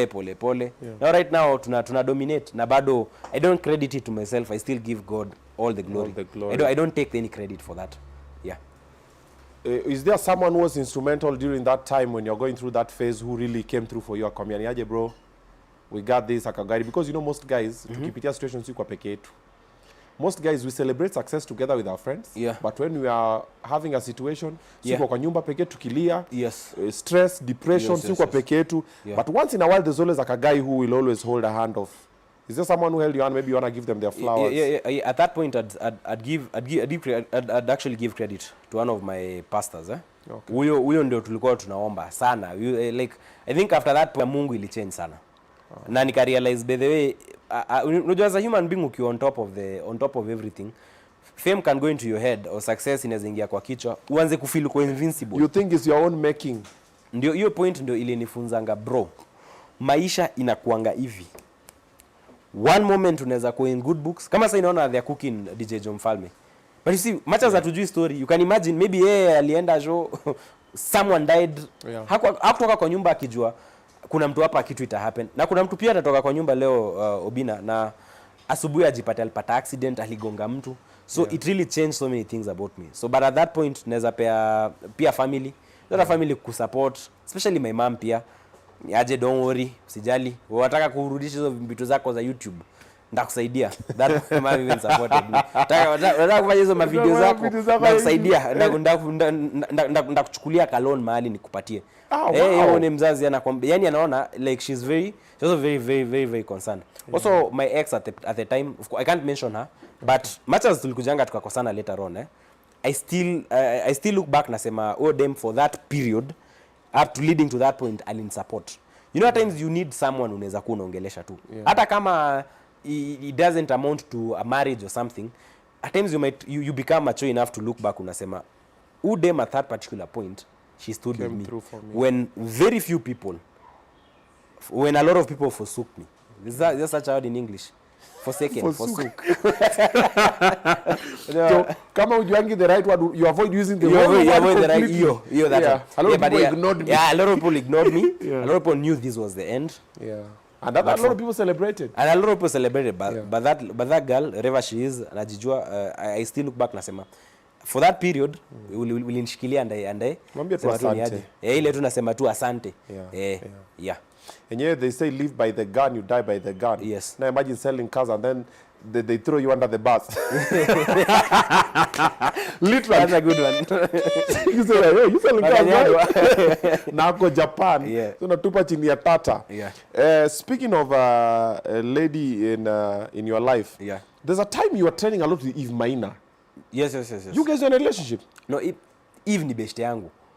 But what want to say, you guys look, nilikuwa naingia hivi Twitter.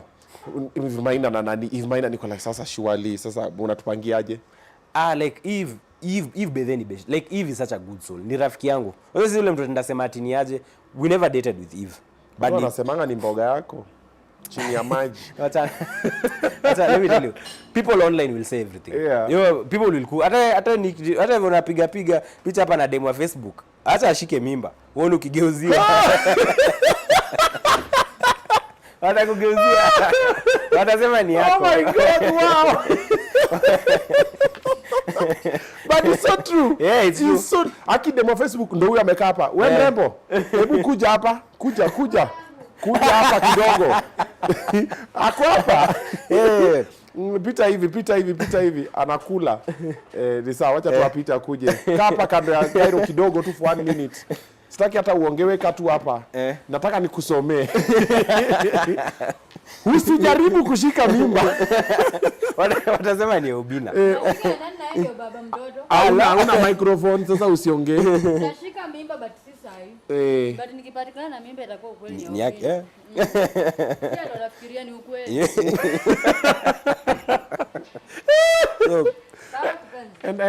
Enda ukule. Sawa. Anakula.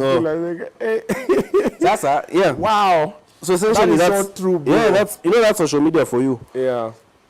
Na yeah, and Eve ni mtu mwenye like mmoja nimeinteract naye. Very godly lady. Yeah. Nanga mambo mingi. Hananga story. Na pia ni mtu wa biashara. So na by nature of the fact that ni mtu yani like tulienda charity event, we took a few photos. Of course people will blow it out of proportion. Charity mingi bro, kusema tu kweli, man to man. Oh, menda sijui nini. I was watching you guys because pia unajua niko soko. Mimi ni kanjo. Kama kwa shika wakilala ndani. So niko like wait a minute, niko like huyo kanjo mwingine ashashika huyo. Oh, wacha mimi niklapiga riko. No, but you hata ilifanya nikakuwa traumatized. Even when I started dating, I just declared, "Oh, this is my girlfriend." So don't speculate. For real, that didn't traumatize you? No, see, kuni traumatized in that. Like nile, like I was like, "Jeez." Like people can cook. Hadi I think at one point even unge Google Khalif Kairo wife probably hata ni Eve alikuwa atokea or something. So where basically ujaangalia Eve ukasema she can make a good woman my girlfriend? Not really. Eve relationship yangu na yeye or my interactions with her were that of a good friend. Memorial. Yeah, ni like ni mtu good vibes, ni demfiti. Hakuna mtu? Yeah. I think sasa kuna mtu. Ni mtu anawezana ama ni mtu tu? Sasa siwezi jua. Unafaa mlete kwa hii bench. Ni mtu ama ni mtu? Unafaa mlete kwa hii bench. We've seen now you're in a new relationship. Yeah. With jina imeenda. Sarah, Imani. Yes, Yeah. Sarah. Yeah. How long have you guys been together? Tulianza kuongea last year. Ni juzi tu. Unajua mwaka inaenda kuisha. Bwana. Last year inaweza kuwa hata Januari. Inaweza kuwa ni miaka mbili. Okay. Yeah. But sana last year inakuwa December hapo. It's fine. Yeah. How do you feel when people are saying that you are simping? No, because you're being, I know you're being romantic, you're doing good things for her, but all like huyu atakuja kulimwa heartbreak ingine moja mbaya. No, unajua I think Kenya tunakuanga obsessed na mentality ingine tu ya uluza. Ile mentality ya like you can't just enjoy the moment. Yeah. Mimi I live life to enjoy the moment. Mimi sahi I'll give Sarah the best treatment a man in the world can give. And I don't care whether kama atani betray. I don't care whether what happens. Yeah. Mimi for the time being commitment yangu ni kwake. And I don't care what people say. Because I don't live for them. I know why out of the million women I'd have dated, why I think Sarah is the best woman for me. Mi najua. I know. And God knows why we had to date with her. So don't live your life ku set standards na watu wengine. You treat your woman right. Of course, as a man kuna element ya lazima retain, you still need to be the man. Usikubali pia ku lose frame yako as a man, but still treat your woman right. It doesn't hurt you. Be a gentleman, buy her flowers, take her for nice trips, get her a nice ring. Show her that you love her. Post once in a while. And any mahali. Post once in a while. Post once in a while. Katikati ya maposh hiyo. Mwombe babe niaje na tukimbia hapa na nyuki. Twende flight, twende tukule lunch kidogo. Kwisha. Treat. Alafu unajua pia ni content creator. Unaget? Yeah. So relationship yetu pia ni symbiotic. Yeah. Si ati narusha mtu yuko kwa nini kwa limelight namrusha nini. Yeah, and Sarah is an amazing person. Like ni mtu is a very very grounded woman, demfiti. So for me, provided mimi niko safe. True. Niko fiti. Mimi sina pressure. Come to think about it, even business is the same. Obinna ukianza hii channel, why you sure you're going to get 300,000 subscribers? Tuambiane ukweli. Bro, I've had conversations and I say it all the time when I was starting. Yes. We used to have like 100 views, 50 views. Nilikuwa naduka Butita because I started at Kula Show. Yes. Nakumbuka with Butita naambia bro, mazi tumeka video 1 week ago, mazi tuko na 50 views. Yes. Butita naambia tulia tu itakam. Yes. Tulia itakam. Yes. Until when you did Madocho, I always give him his flowers. Madocho, then was followed with Manzi wa Kibera, then was followed with Sarwa Manyaru. Yeah. Those were our defining moments on my YouTube journey. Yes. And the views and the subscription changed. But ukaulizwa, were you doing these show to prove a point? No. Actually, I started Kula to help artists during COVID. The idea was nakuja kwako, tunapika, tunakula, then nakuachaka shopping voucher because I was employed at Nation. Most celebrities didn't have shows because of COVID. Yes. So that is how I started Kula Show. But maartist wengi nyumba zao sio smart. So akasema huwezi kuja kwa nyumba yetu. Nikasema kujeni kwa ofisi ya Butita which was SPM. So we would buy a lot of food. Tunakula, nilikuwa napiga tu 5k. Na ka shopping voucher, na ka goodie bag. I remember that's how we started Kula Show. That was the purpose. Yes. But now it's spiraled into many other things. Yeah. But it was pure intention. Is the same thing with the relationship. Yeah. If you have a woman, una spend time na unabambika. Yaani una feel tu like niaje bedhe yaani una feel tu ni vibes. Mnaingia kwa gari mnapiga road trip yenu, mnaenda mahali mna chill, like you just enjoy. Yeah. Kama itakuja kuisha, utaambianga Mungu ni aje sawa, it didn't work out. But for that, na that's umesiana nimetaja ex wangu nikasema my ex time yenye nilitoka the other company, like alini support. Yeah. Up to that point ile time Sarah like a relationship yetu ikaisha, she still supported. So siwezi kuja hapa niseme walikuwa she was 100% bad. No, she supported me. Why? Because at that point mimi nilikuwa naishi for the moment, and when I look back I say we had our good times, we had our bad times, but maisha ilisonga. So the same thing with Sarah. I like her, I love her very much. She's a very beautiful woman and I treat her the best. If tomorrow she decides I don't want to be in this relationship, mimi sitaenda nijirushe kwa nini kwa Mount Kenya ama nini. Yeah. I'll just tell God, look, it didn't work out. Sasa wacha niingie hapa Jamaica nipige sherehe 1 week ni heal heartbreak na maisha inasonga. But watu wataka kuishi rigid. Nikipost tu demo watu watasema nini? No, forget about these people. At the end of the day usiku 1 am akunanga watu online. Bando zimeisha, watu wamelala. Kila mtu analala kwake. Bro, 1 am TikTok. Huko ndio. Tuma 300 nitume masaza Yeah. sawa wajalala wote. Na Pastor Kanyari. Yeah, no, ndio pia shida inakulanga celebrities. Yeah. Unataka kutafuta mtu ana fit ama unataka kuishi life yenye bro unajua brand na you be you. Be you. If somebody wants to work with you, they'll work with you for who you are. True. You understand? If somebody says they're not going to work with you, hata ushinde ukiact 1000 years, you will never change their perception, but they will respect you more if you act in your own way, in your own rule. Na mimi naambianga watu Twitter kwanza, juko ni sana sana ndio naongeanga. Mimi sichezangi na rules za mtu. I don't play with anybody rules. Hii maisha kila mtu anaishi mara ya kwanza. Yeah. Mimi God works for me. So hiyo doctrine yangu na Mungu, hiyo ndio the what puts me on my path. But at this semester post DMs juu itaua masculinity yangu. Me I don't care. Million da post era kishoto naona nikipanda Mount Kenya na pikipiki yangu. And I don't care. So hiyo ndio attitude yangu. Life goes on. Yeah.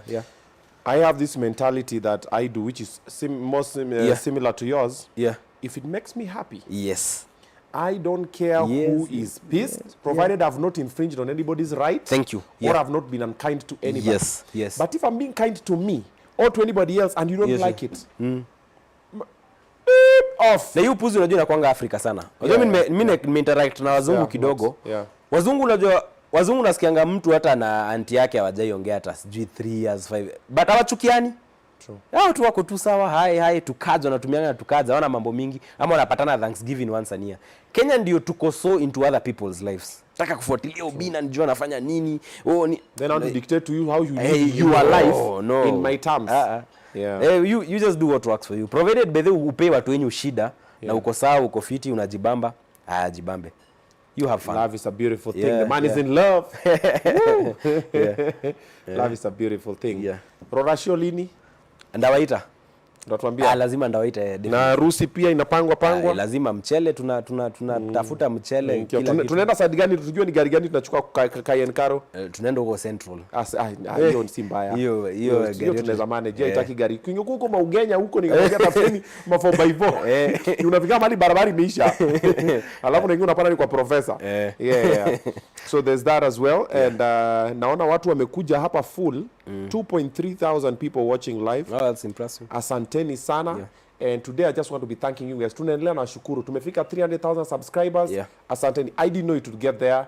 We are doing this thing for fun and we are enjoying it, and now it's making a lot of sense. Tunashukuru. If you have not subscribed, please do so. Tonight we have a fire lineup. Tushamaliza, tumeanza na kina Kioko na Ricky B. Sasa tuko kwa kaiandkaro.com. Then after this tuko na Mankush, but his will air on Thursday. Then we have Mwalimu Rachel at 8 p.m. We have Leto, Stephen Leto at 10 p.m. And Salasia is supposed to come at 6 p.m. Ashatu cancelia maraka 3. So tuna hope atakuja today. King Kalala pia nimeona mnamuita King Kalala pia sha cancel mara kama 3. The day she'll create time and it will make sense, she'll come. She's been here before, she's a friend of the family, maybe kushikika. So pia tunangoja, tunaomba Salasia kuje. We were to have Reverend Lucy Natasha as well today, but sasa amepostpone, amesema next Monday. Kuna unajua the oracle akidecide, kuna wale mabosi wakiongea naambia ni sawa, we'll do it at your own time. So it's going to be a special day. As we want to thank you for coming through to the show and for being among the young guys who unaonyesha maboys that you can live your life. Yeah. And you can work hard and you can work smart. Yes. Kuna watu wanafikiria tu wacha tu nifanye kazi alafu I'll start living later. Yeah. I always tell people, yes, you have a destination, but enjoy the journey. Yes.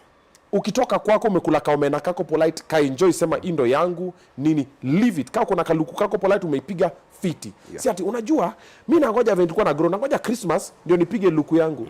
Tomorrow is not guaranteed. And then people will always talk. People will say, if it makes you happy like you've said, nice. Mtu hapa anauliza ati net worth yako. Mimi sijongi net worth yangu. Because I've never valued any of the companies I own. Zeka chini nikaivalue. You know, to get a net worth, you need to say like I have this vehicle, I have this property, I have these companies or that do this. So once you figure out, let's say this company is worth 10 billion and I own 10% of it, now you can say I'm worth a billion shillings or worth this much. But some mimi is misjudge value, so I don't know. Yeah, but natuangangana tu tunashikilia Mungu tu. Is there anything you want in your life that you have not gotten until now? Yeah, so many things I want, but kama nataka kwanza Gulfstream. Me, I tell God, bana, give me a Gulfstream G650 extended range. Tupoteza kidogo. Oh, that's a jet. Ukisema Gulfstream tuko anataka kwenda Dubai. What do you mean kama na Gulf? It's a jet. It's called the Gulfstream. Hata staki latest. Ngoja. Umesema Gulfstream? Gulfstream. Acha nitafute venye inakaa hapa. Gulfstream. G650. G650. Yeah. Ay.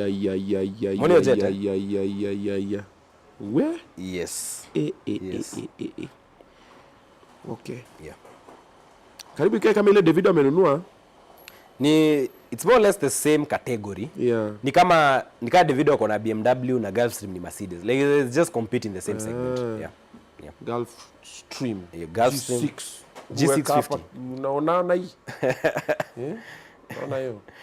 G650. Yeah. Ndio iko clear ama nisonge karibu? Naiona venye inakaa. Hii ndio vitu watu wanatamani, mimi nataka tu. All I want is a Range Rover. So I think I have an obsession with that like every time tu nakanga tu hivi at times nafunga tu macho. Naambia pesa ngapi?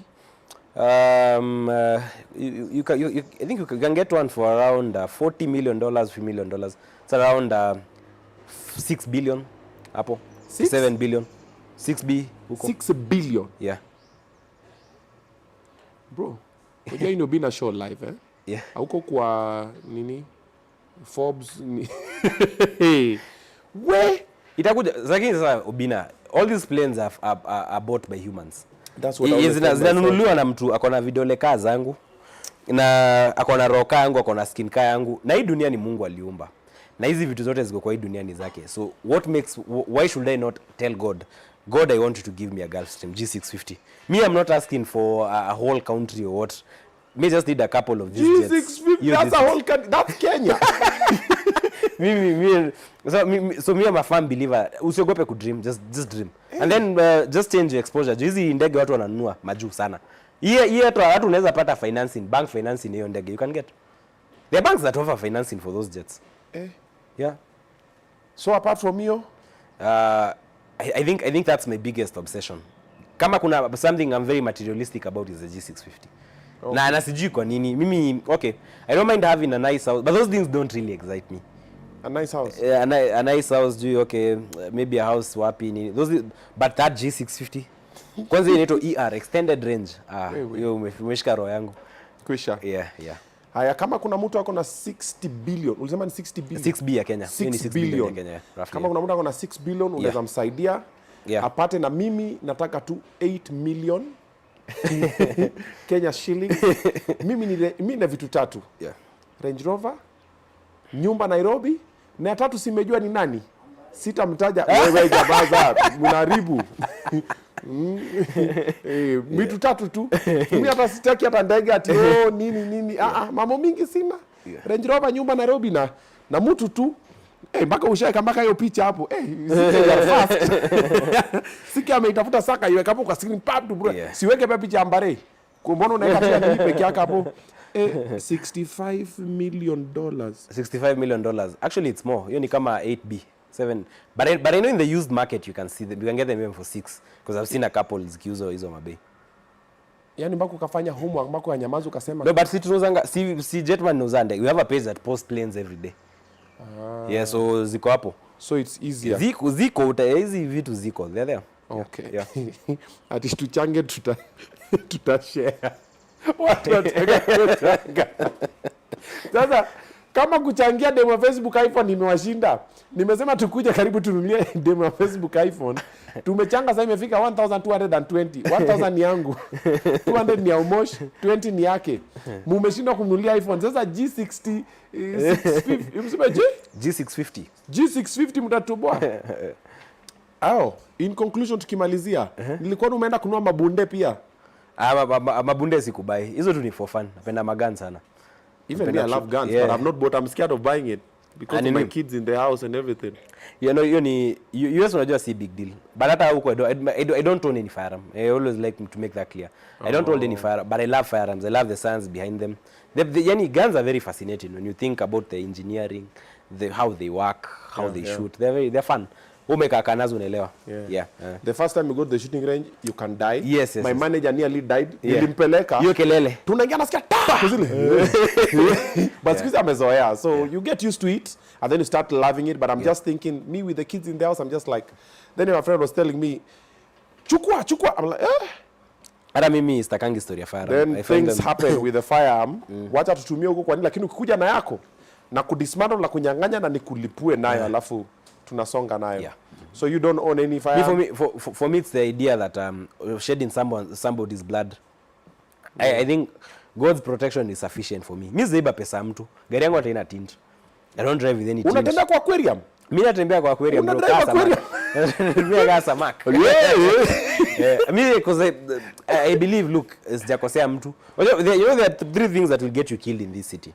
Actually 2 major things. Bibi za watu number 1. Bibi za watu number 1 na pesa ya watu. As long as the mashamba pia.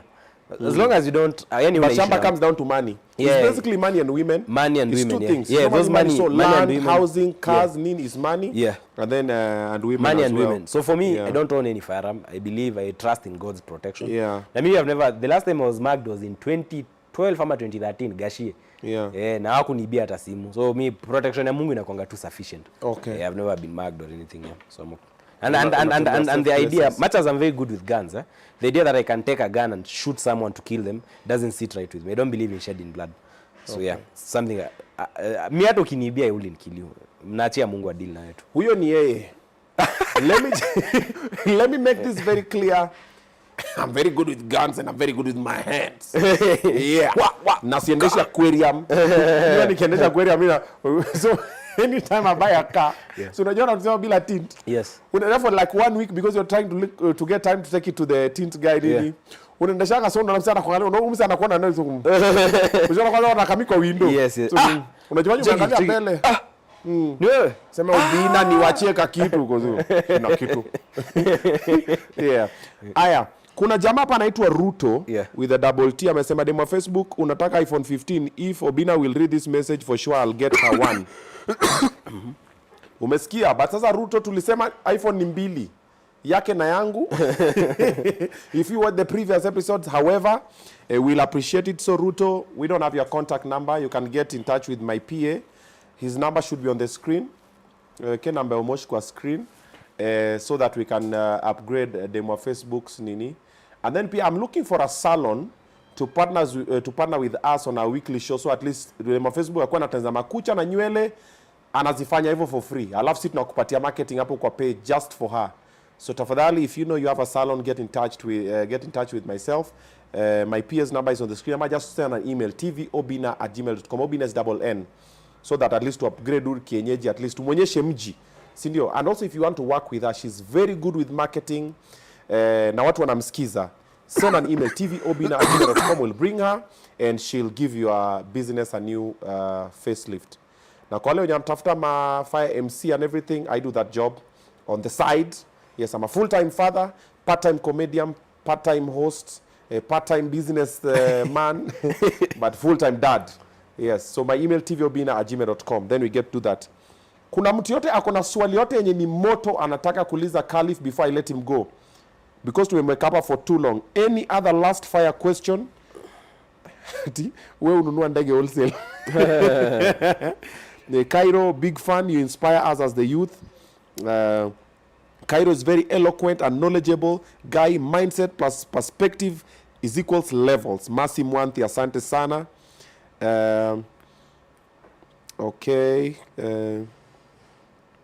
How does he see the EV market in Kenya, the taxes? There's a bright future for it. EV, what's EV? Electric vehicles.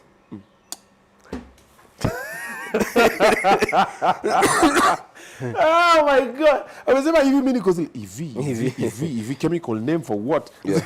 So sema tu electric vehicles. Ni data unaniaibisha kwa platform yangu, watu wanafikiria sijasoma na ni mtu anasomea degree saizi. Mtu anarudisha tu nyuma ndani Facebook. Anafanya watu wanafikiria pia mimi ni kienyeji. What do you think about electric vehicles? There's a future, but a lot needs to be done in terms of infrastructure, in terms of support. Yeah, so there's a future. Okay. Yeah. There's a future. Yeah. In conclusion, word of advice, talk to young guys who are watching you, who are trying to set up their life, nini. Waambie kama wewe sawa kusikize. Number one, craft a relationship with God. If I knew what I knew about just living a godly life today, kama ningekuwa najua hii kitu 5-10 years ago, I'd have saved myself a lot of trouble in life. But I made so many mistakes along the way because I did not try to live a godly life. So try and establish a relationship with God. Because life itakurushia vitu mingi, na kama uyuko grounded in faith, it's very easy to slide into depression or something. So you need to have that spiritual relationship. Second thing, don't take shortcuts. Do things the right way. Pesa shortcut ukuja haraka, but pia inaendanga haraka. Na ikienda inachanga more problems. So just stick on the right course. Tengeneza hiyo pesa yako kidogo. Pray to God, akufungulie bigger doors. And with time, all these things come. Remember, everything in this world, from the jets to the nice cars, even the best wives, all those things come from God. So seek Him, be a good person, try to take care of your neighbor, and God is going to open doors for you. That would be my message to the youth. There you have it. What a way to end the show. I'll see you guys at 8 p.m. with Mwalimu Rachel. Then at 10 p.m. we have Stephen Leto. Stephen Leto is getting married next weekend. I'm emceeing, of course, among MC Jaffe and many other MCs as well. It's happening in a stadium in Narok. It's $1 million wedding. Inafanyika Narok kwa stadium, watu wanaingia wakikula. Bana watu. Alisema chakula inaanza saa 1 asubuhi, naingia chakula yote, nyama choma nini iko ready. Unaona kulanga tu. Ukisikia nyama unarudi kula tena. So gonna be breaking that down at 10 p.m. today. So tujue amepanga aje, safari inaendaje, tunakutana wapi, tunaendaje hiyo wedding ya Stephen Leto. And also Mwalimu Rachel, let's talk about the journey from NRG. Where is she going next? What has been happening with her career? She's been instrumental in shaping the music industry as well. She's been there for a while. So let's also get some wise nuggets from that. And also on Thursday, we have Mankush. We are going to talk to him today, with him today, but it's going to air on Thursday. And hopefully Salasia comes at 6 p.m. That's in the next 1 hour. If Salasia comes, we'll go live at 7 p.m. with Salasia, then Mwalimu Rachel. If he doesn't come, tutashukuru Mungu na tutamsumbua mpaka aje. However, every Wednesday, unatupata kwenye weekly show na demo Facebook. Alafu every other day, check my kids channel, that is the Obinaz. Page yangu na demo Facebook, the weekly show KE. My kids, the Obinaz. Short snippets. Unaona kama historia Kairo, tumeongea story ya magari. Utapata hiyo magari peke yake iko kwa Obinna TV Extra. Ya mandege peke yake, Obinna TV Extra. Ya relationship peke yake, Obinna TV Extra, because we've spoken for like an hour or 2. So go and check it out over there. Asante sana my brother. Asante. Wewe uchukue ndege, mpige touch and go. Sawa. Sisi bado tuko hapa. Nimeshukuru sana. Asante. See you guys at 7 p.m. Okay. All right.